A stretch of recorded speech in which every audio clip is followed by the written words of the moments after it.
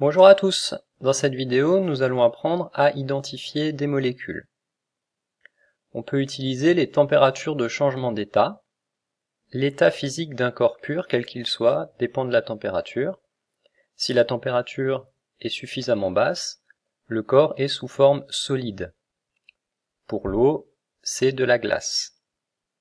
Si la température augmente, il y a un moment où le corps pur se transforme en liquide.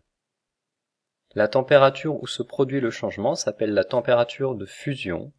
Pour l'eau, c'est 0 degré Celsius à la pression atmosphérique. Si la température continue d'augmenter, le corps pur va se transformer en gaz. La température à laquelle se produit ce changement s'appelle la température d'ébullition. Pour l'eau, c'est 100 degrés Celsius à la pression atmosphérique. Alors il n'est pas évident de représenter l'eau gazeuse puisqu'elle est invisible.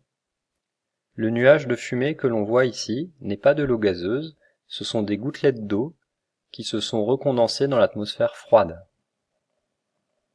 Les corps purs ont tous des températures de fusion et d'ébullition différentes. Pour identifier un corps pur inconnu, on peut donc mesurer l'une de ces températures ou les deux. Par exemple, si j'ai un liquide, je peux le chauffer, y plonger un thermomètre, et lorsqu'il bout, je peux mesurer sa température d'ébullition et identifier le corps. Une deuxième technique consiste à mesurer la masse volumique du corps pur. En effet, si je pèse le même volume de différents corps purs, je ne trouve pas la même masse. La masse volumique d'un corps, notée ρ, est égale à la masse de ce corps divisée par son volume.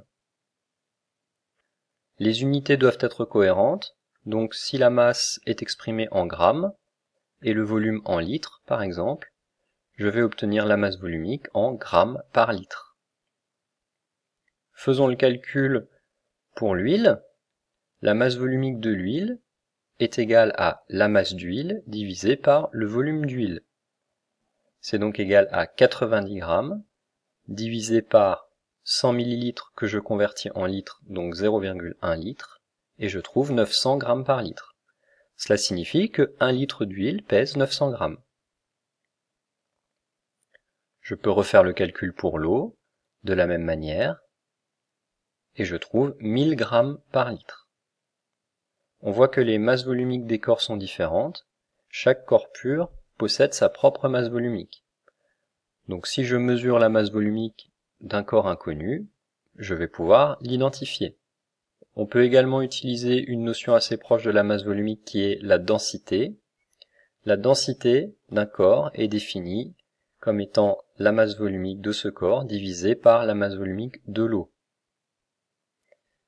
La densité n'a pas d'unité, donc les deux masses volumiques doivent être exprimées dans la même unité, en grammes par litre par exemple.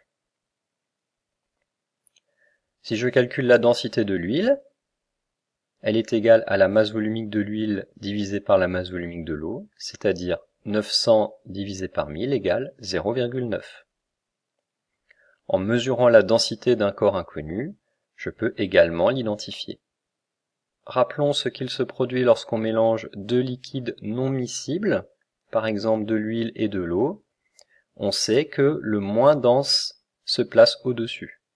Et c'est toujours le cas, même si on met beaucoup d'huile et très peu d'eau, l'huile se placera au-dessus car sa densité vaut 0,9, alors que la densité de l'eau est égale à la masse volumique de l'eau divisée par la masse volumique de l'eau, c'est-à-dire 1.